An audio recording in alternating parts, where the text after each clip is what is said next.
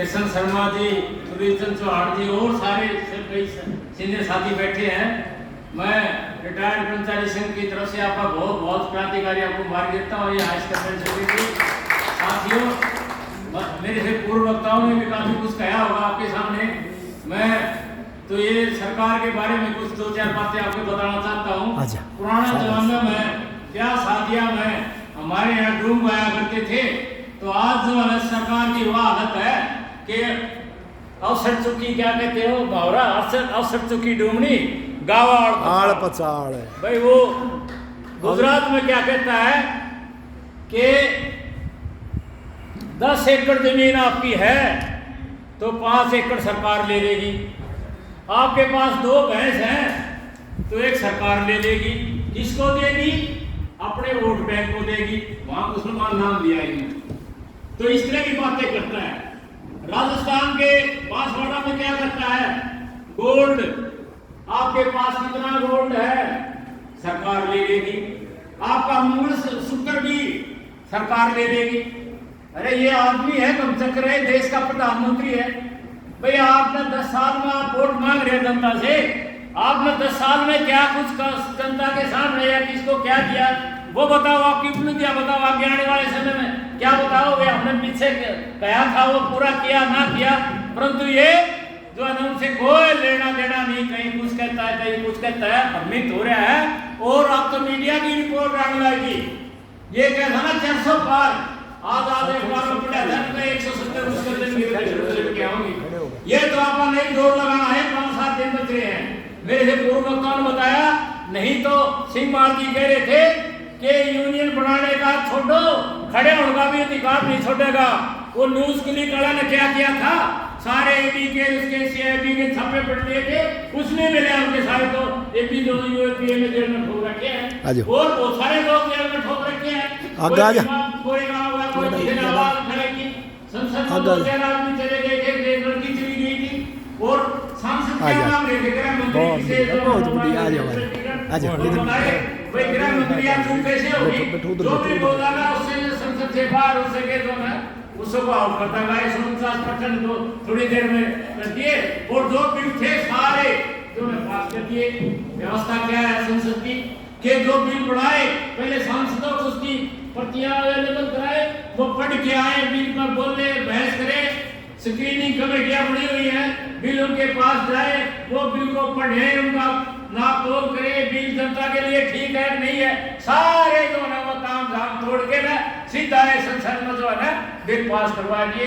29 थे श्रम बोर्ड उनके जो चेयर बना दिए उनकी जगह। और कुछ नहीं छोड़ा देश में।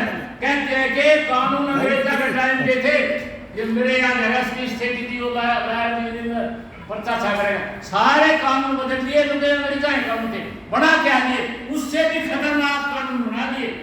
पहले तो 24 घंटे में कोर्ट में हाजिर करवाने का, गिरफ्तार करने के बाद उनका कोई प्रावधान नहीं पड़ेगा। ऐसे कानून बना रखे हैं, गिरफ्तार मिले किसी ने, कोई बताने की जरूरत नहीं है। तो ऐसे कानून बना दिया है और आपके ही आ गया तो क्या करेगा? शायद ये लोग कहे भाई चुनाव नहीं होगा, अगर आ गया तो ये चुनाव के खुद राष्ट्रपति बन बैठेगा, जयराम जी की बाकी जो रसाद में एक तरफ कर देगा। तो ये ऐसी व्यवस्था लोकतंत्र का कहते हैं, खुद भी कहता है कि भाई सिद्धांत तो अगर बाबा साहब खुद आ जाए तो भी नहीं बदल सकते। अरे तू रोज बदलना है सिद्धांत को, एक दिन को बदलने की चीज रोज उसमें प्रावधान नए करने लग गया है। कहीं ये समाजवाद शब्द इसमें गलत है, कहीं कुछ कहता है, कहीं कुछ कहता है।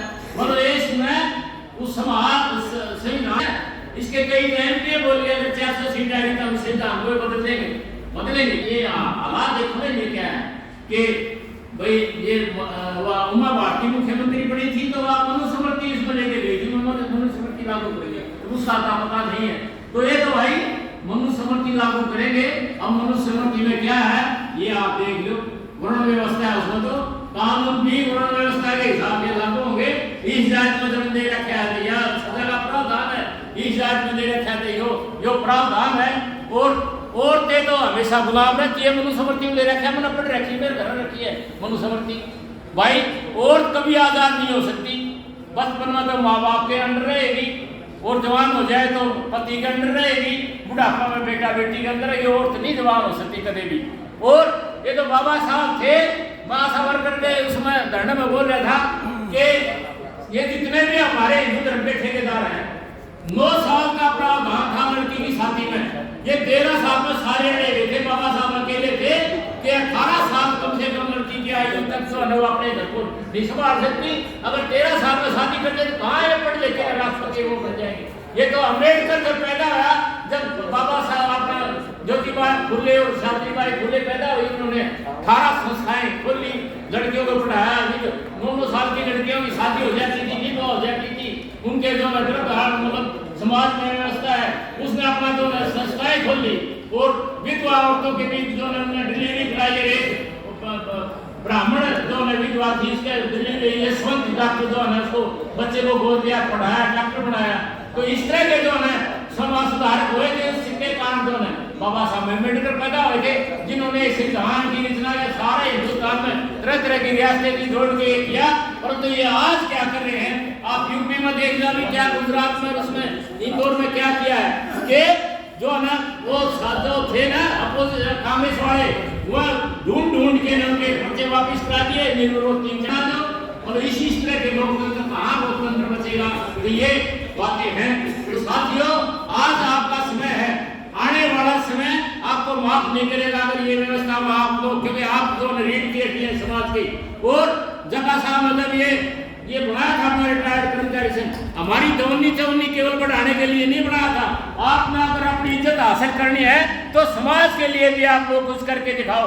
आपसे हम चंदा लेते हैं, आपसे जो है बहुत सारे लोग हमें दिल खोल के चंदा देते हैं, परंतु उस चंदे का हमारे चाय पानी के उसके अलग भी हमें समाज के लिए भी हमें कुछ करना चाहिए, ताकि आपकी समाज में जो इज्जत हो।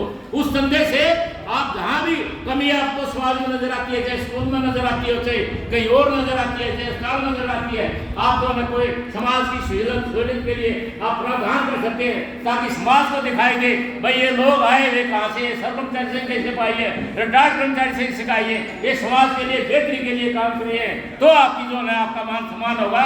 नहीं तो भाई 4-5 बड़े भाई हैं जहाँ पेंशनर, उसके भाई भी देख के राजी को नहीं, 30-40 हजार की पेंशन खान भाई की घर बैठा नहीं देख के कोई राजी नहीं है। आप अच्छा काम करोगे तो आपका सम्मान होगा और आपकी बात भी मानी जाएगी। और ज्यादा नहीं कहते हुए टाइम की पाबंदी, मेरे तो भाई 10 मिनट में भी 5-4 मिनट रह रही है। तो ये मैं कहना चाहता हूँ, करनाल बहुत बड़ा जिला है ये। किसी टाइम में ये आंदोलन का केंद्र होता था पूरे हरियाणा का। यहाँ बहुत बड़ा काम पुराना जो कम्युनिटी ऑफिस बना हुआ है, सारा हरियाणा यहाँ से संचालित होता। तो करनाल अब उसी तरह से अंगड़ाई ले रहा है। मुख्यमंत्री आपका कब आ रहा है, हरा देंगे मुख्यमंत्री ने भी, अब जो न संसद बनना था उसमें भी रगड़ दोगे, जग मानना ये करनाल के लोग जिंदा है। और भाई अगली बात ये है कि ये जो है ये ढूंढे नहीं पाएंगे, ये कमजोर बहुत है। हमारा एक वकील है, बहुत